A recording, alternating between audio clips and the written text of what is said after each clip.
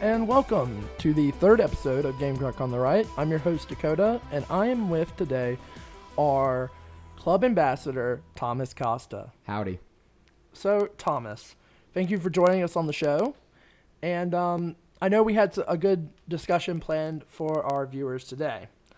So tell me a little bit about yourself and your journey to getting to college Republicans. Well, I'm a junior political science major, so I've been involved in the political sphere a little before college, definitely during college. It's kind of my focal point, law minor. And like most of college Republicans, I was a former Turning Point. Still am a Turning Point member and YAF member.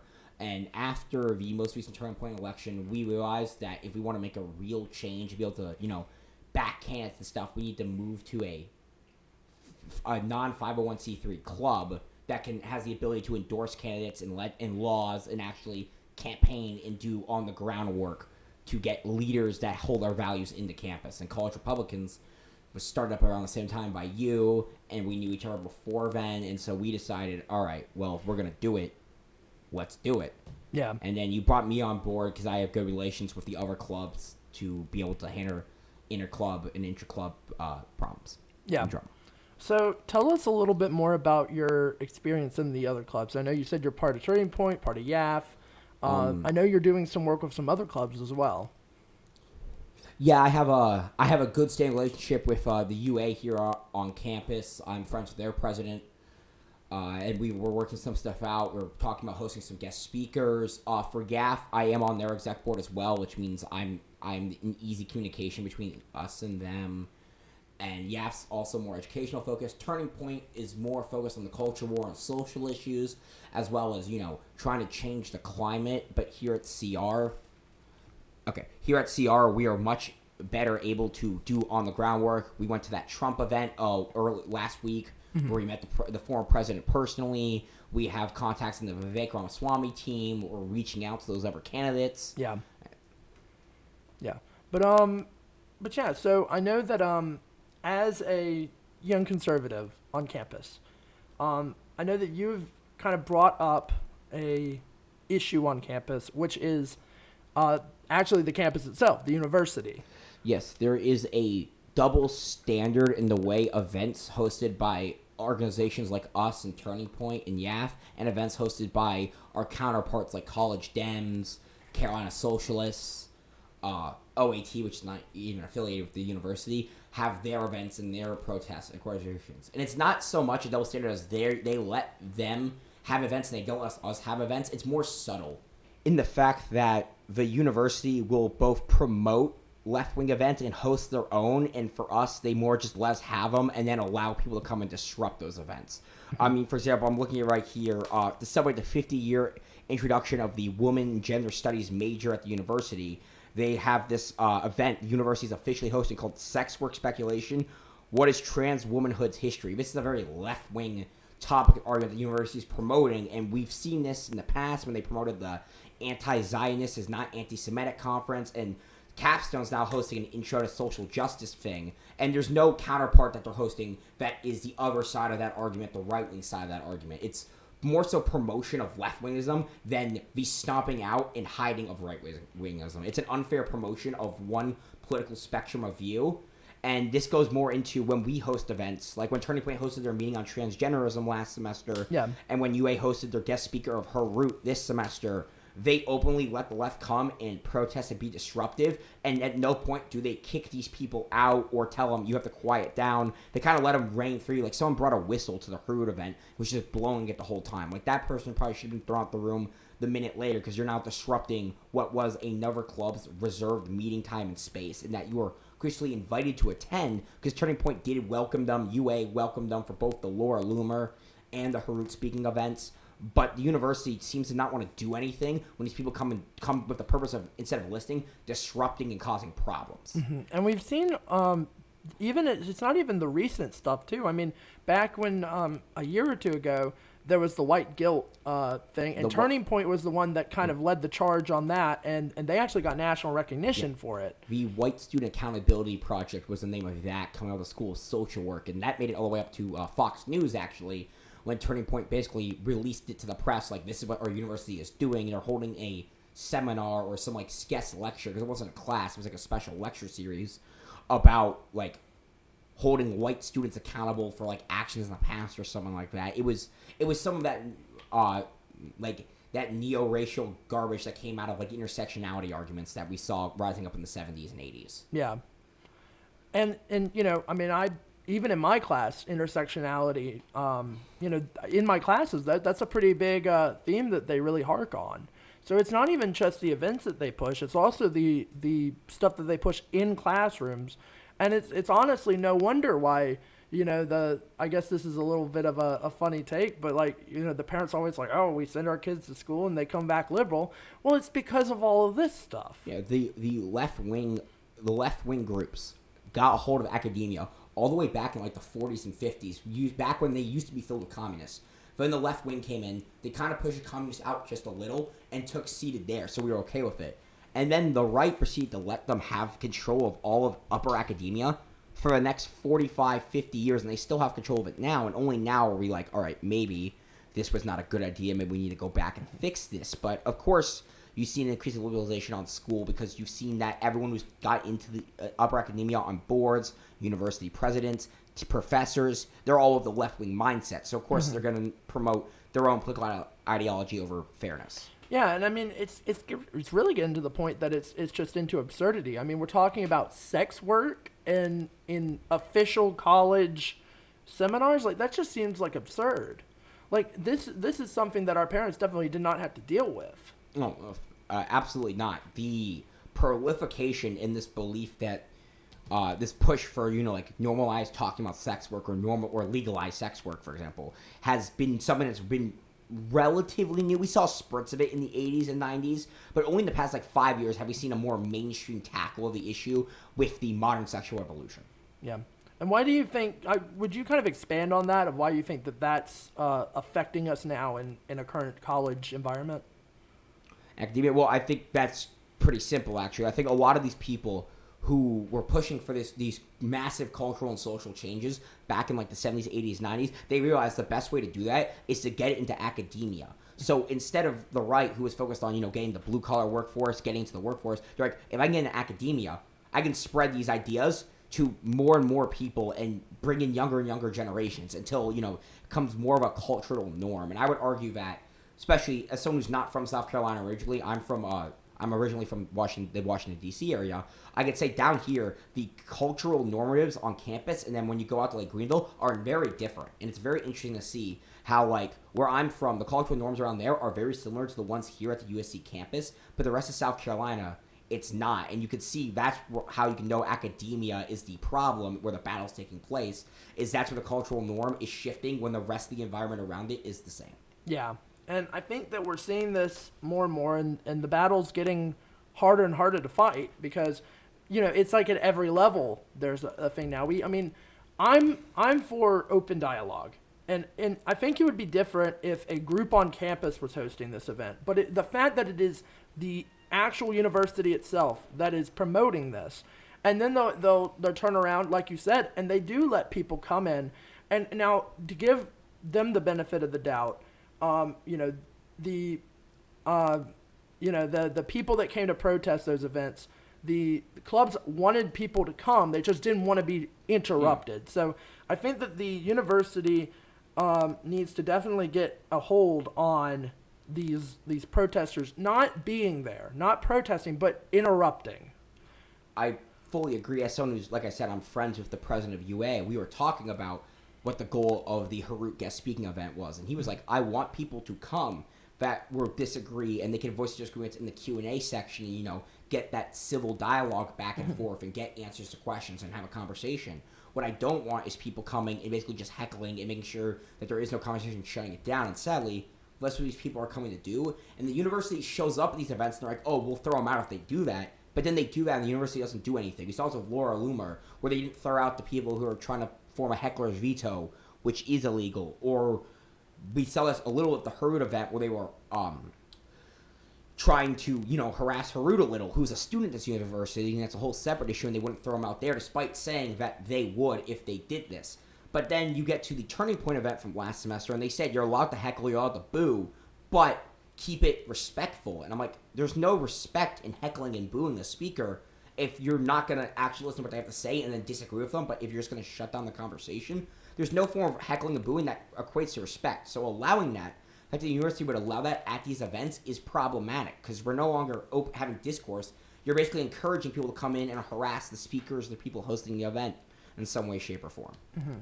Now, what would you say would be a good way for us to move forward and try to combat this? Well, I think for one is that when organizations host events, we should be setting stricter ground rules and then telling the university, hey, these are the ground rules of our event. This is what has to be followed. Because Russell House Security has mentioned multiple times, if you want us to do X, we will. Just let us know. And that's the thing I think we need to start focusing more on is instead of, letting the university set the ground rules at our events, when we advertise our event, we set the ground rules for attending. And when people do not follow those rules, you remove them. You peacefully and quietly remove them from the event and be like, well, if you can't follow the rules we've laid out, you're no longer here to participate or to listen. You're here to disrupt, and disrupting is not the same as showing up. Mm-hmm. Yeah, because I think that there definitely needs to be this in the rhetoric here, is that when us on the right are not trying to silence people, censor people. We just want to be able to say what we want to say without being censored. This is definitely an act of censorship by the, I would argue, more extreme branches of the left on campus, but it is also not stopped by the university, which obviously leans more left. And I don't honestly think that, that's okay. I think that we definitely need to be able to not have to resort. I mean, it's a shame that we're in this situation right now. Precisely. And that actually brings up two interesting points. I want to point out that the far left groups on campus host events all the time. Like they had Iris last semester hosted like furry conversations in upstairs Russell, where they had like a furry come and give a speak about what it means to be a furry. There was no right wing showing up and protesting the event, or us going to their event and heckling or harassing or booing the speaker. We let them have their event,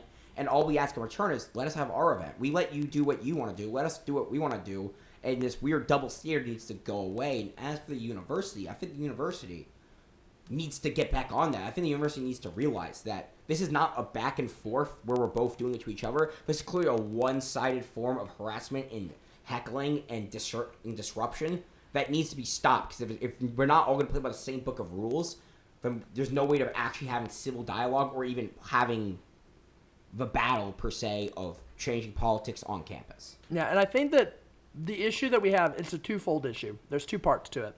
You have the, the heckling at the Turning Point UA meetings, and the university being complacent in that. And then you also, at the same time, have the university pushing their own agenda.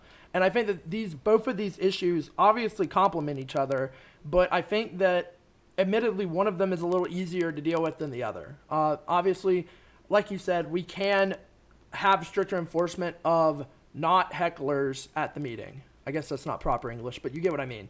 Mm-hmm. We can stop people heckling at the meeting. But what do you think we should do about the university actively doing very left-wing things? I mean, we see it every year. There's more and more events, and the university is just getting farther and farther into this, and it's just like, we pay tuition just like everybody else. So I feel like, what would you do to push your opinion on this issue? We would have to hold them accountable. Do what Clemson College Republicans does. They found, a week ago, they found an issue where they were putting tampons in the men's bathroom. They brought it to light, they put it on the internet, they exposed it to basically the world, and then 3 days later, it was gone. The tampon dispensers in the men's bathroom were removed. We need to do stuff like that. Make these issues more aware, and we do that through the CR statements sometimes, but we almost need to take a page out of Turning Point's book, where we run it up a chain of command to the point where, it either gets local or national news attention, and basically hold the university accountable, because if people see this, the university is more likely to change their mind if they get actual backlash rather than from small groups of students from a larger population of America, pushing me like, yeah, we don't want this in our schooling system. Mm-hmm. But yeah, I think that that's a pretty good idea. And I think that to do that, we need to work together. And I know that, you're the club ambassador, so working together is kind of your whole bread and butter here. But I think that working together is the only way we're going to do this. And to prove that, we can look back a couple years ago during the COVID situation where the university was pushing really harsh COVID policies, and a bunch of organizations on campus came together and wrote a joint statement. We contacted the state newspaper. We got articles made, and it was a big event. Like, it was a big push. And I think that stuff like that is what eventually led to the removal of these COVID mandates at the time that they did. Yeah, if I remember correctly, because that was my freshman year, eventually got to a point where once the mask mandate was basically federally lifted and state lifted, the university reevaluated it right after spring break if they were going to have it or not, and they had an open forum hosted by the student government to do it, and we had a large members of Turning Point and YAF showed up to give their stories on why we should remove the mask mandate from the university, and eventually they voted on it and it worked. And it's stuff like that. If we can get numbers to show up and actually voice our complaints, concerns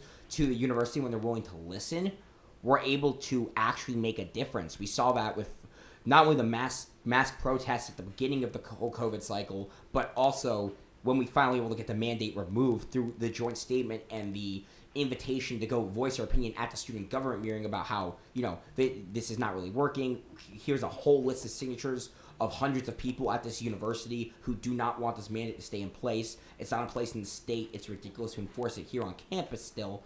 And, 2 weeks later, spring break ended, and it was all of a sudden the mandate was gone. Mm-hmm. The best way to solve this is actually to do the first step, which is for the university to crack down on OAT, the organization.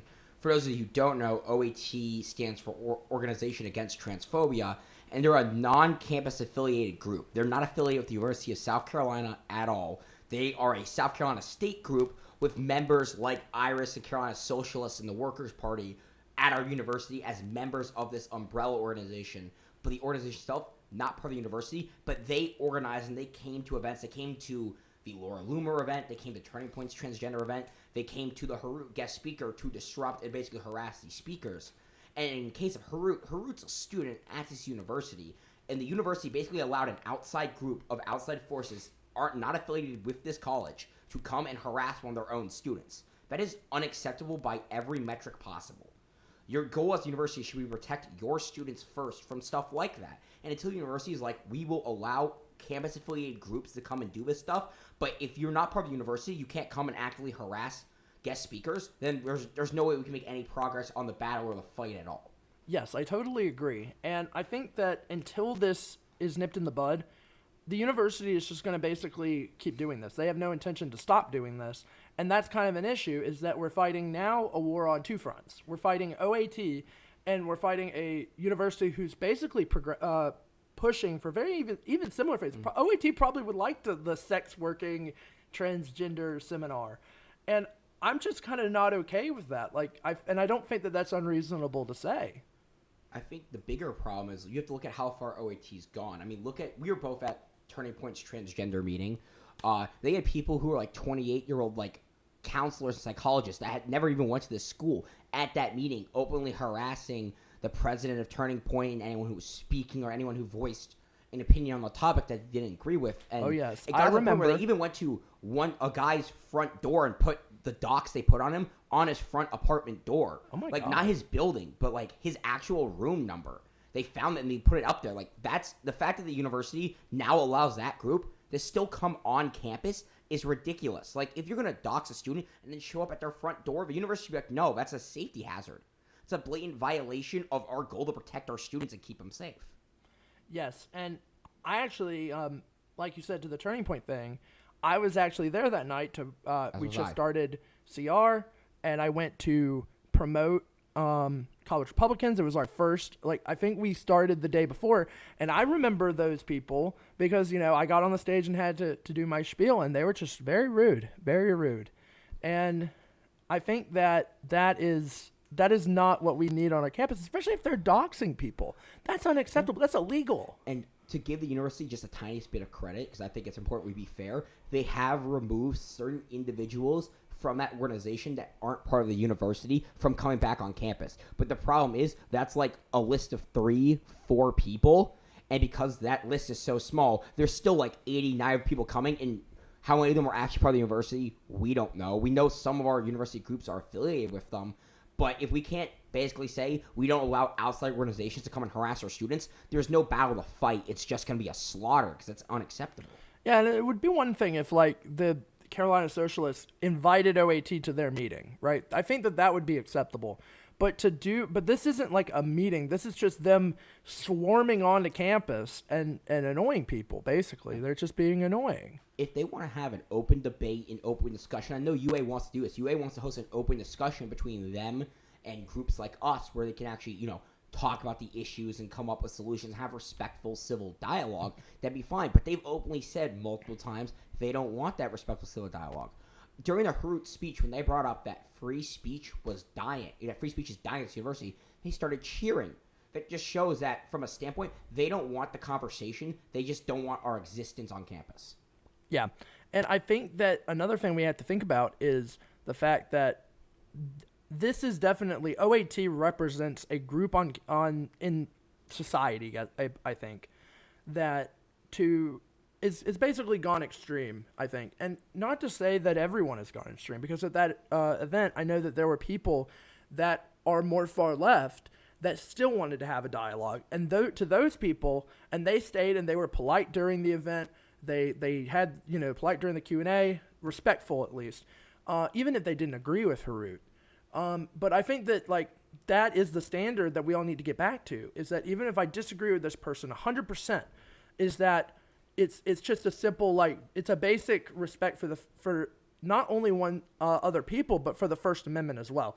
We need to make sure that the First Amendment is not muddled by basically a heckler's veto by these basically grown toddlers yelling and hooting and hollering and whistling and all that. I mean, precisely, and we've seen that when we've reached out, and UA's reached out, we've reached out, Free Speech Forum's reached out to these people to be like, hey, come have a debate, have a discussion. They say no, and then they either don't show up, which is fine. If you're not going to come, don't come. Or they come up and heckle and harass. And it's like, well, if you said no to participating, you don't get the right to comment and then shut down the event. You had every opportunity to come and voice your opinion on the stage respectfully with the rest of us. But if you don't want to be respectful, I'm sorry, but you don't get the right to then come and harass the rest of us. Yeah, I agree. And that is kind of another issue, is that these people aren't in the mood for changing the hearts and minds through dialogue. They're in the mood of bullying and heckling. And that's kind of an issue that we're dealing with, is that we have a complacent university that is allowing this to happen, and then at the same time, they're pushing their agenda.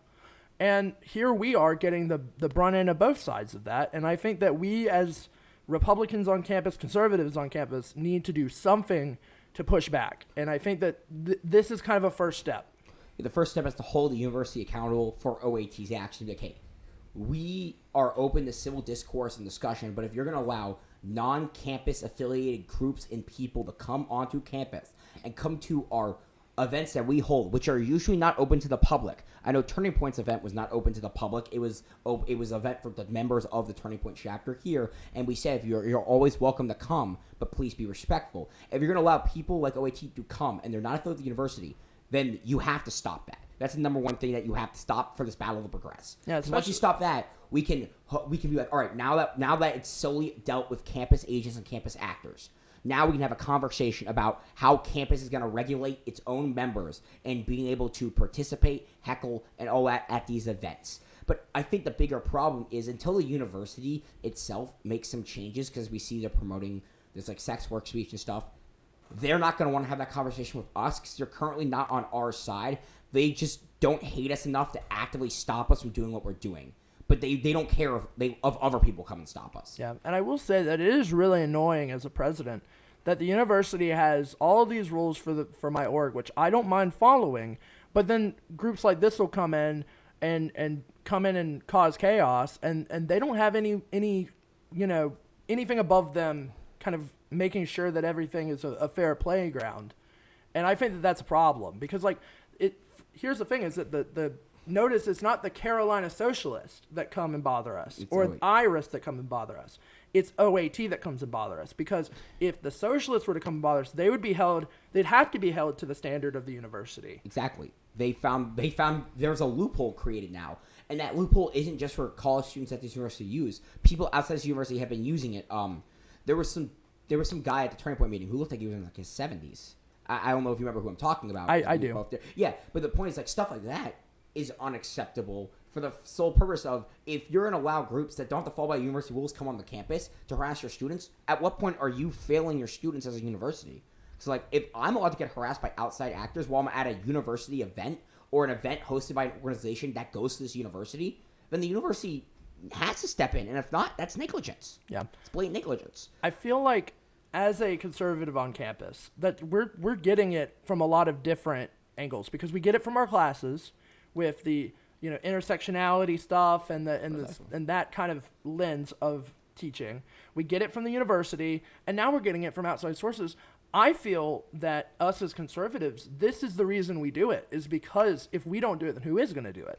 Precisely. We're put in a box where people have been asking, all right, why is there multiple conservative organizations on the campus? Why have the need for conservative organization on campus? I'm like, it's because we hold values and belief that aren't some fringe minority. A large population in this country, and probably since the university, have these opinions and values, and the university is not letting those opinions and values be voiced. And when we try to voice them, we're actively getting a hit from 2 to 3 sides at a time about it. And so the answer is, why do we do this? It's because someone has to.